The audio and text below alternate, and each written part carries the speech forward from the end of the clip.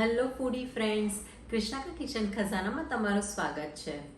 લગ્નમાં જોતા હશો કે પાણીપુરીના કાઉન્ટર પર ખૂબ લાંબી લાઈન હોય છે, પીઝાના કાઉન્ટર પર લાઈન હોય છે અને પછી લાઈવ ઢોકળાના કાઉન્ટર પર લાઈન હોય છે. તો ચલો આજે આપણે લાઈવ ઢોકળાની રેસીપી જોઈ લઈએ. એકદમ ઇઝી વેથી અને ખૂબ જ સરસ એવા લાઈવ ઢોકળા સોફ્ટ સ્પોન્જી ઘરે કેવી રીતે બનાવાય એ આજે જોઈશું. જો તમને મારા વિડીયોઝ પસંદ આવતા હોય તો લાઈક કરો, શેર કરો અને સબસ્ક્રાઈબ કરો. તો સૌથી પહેલાં આપણે દાળ અને ચોખા પલાળી દઈએ. હું 1 કપ ખીચડીના ચોખા લઈ રહી છું. તમે તમારા ઘરમાં જે વપરાતા ચોખા હોય એ પણ લઈ શકો છો, કણકી પણ લઈ શકો છો. બાસમતી સિવાયના કોઈ પણ ચોખા તમે યુઝ કરી શકો છો. અડધો કપ ચણાની દાળ, અડધો કપ અડદની દાળ. અડદની દાળ યુઝ કરવાથી ઢોકળા ખૂબ જ સરસ સોફ્ટ બનીને રેડી થશે.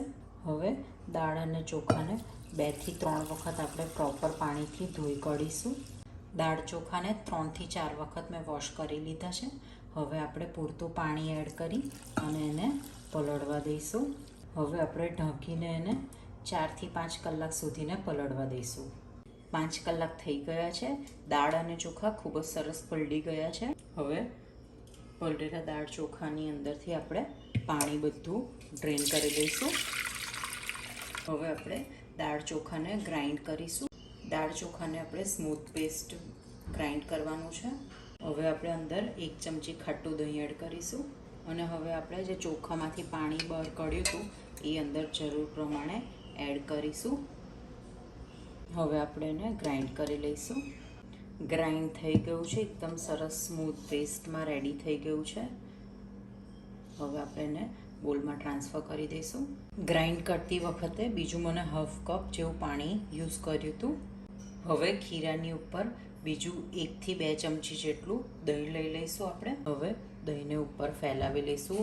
આ પ્રોસેસ આપણે જલ્દી આથો લાવો હોય, આપણે ચોમાસાની સિઝન હોય અથવા તો શિયાળો હોય તો આવી રીતના તમે ઉપર દહીં લગાવી દેશો તો ખૂબ જ સરસ આથો આવી જશે. હવે ખીરાને આપણે 4 કલાક સુધીને ઢાંકીને રહેવા દઈશું. ખૂબ જ સરસ આથો આવે ત્યાં સુધીને આપણે માઇક્રોવેવની અંદર અથવા તો કબાટની અંદર જ્યાં ગરમ પ્લેસ હોય ત્યાં રાખીશું.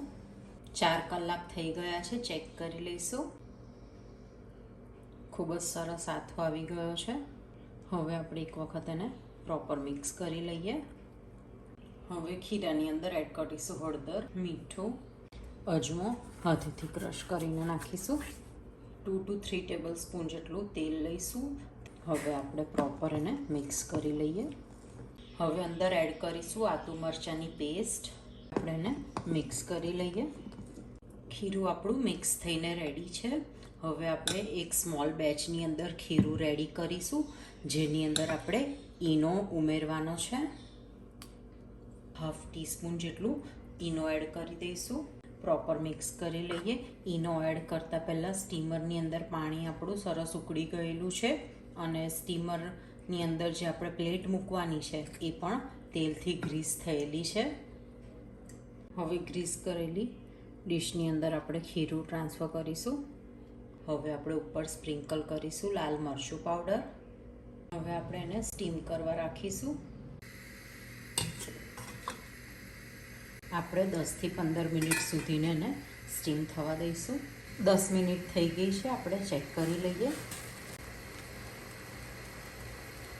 સરસ ઢોકળા ચડી ગયા છે. ઢોકળાને હવે બહાર કાઢી લઈએ.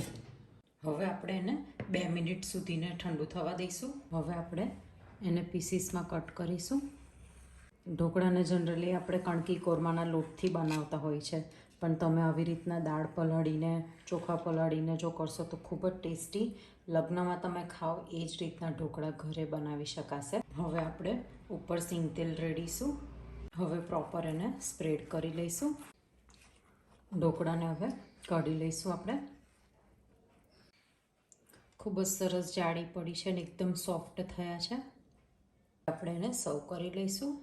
તો રેડી છે લાઈવ ઢોકળા. ઢોકળાને મેં રાજકોટની ચટણી સાથે સર્વ કર્યા છે.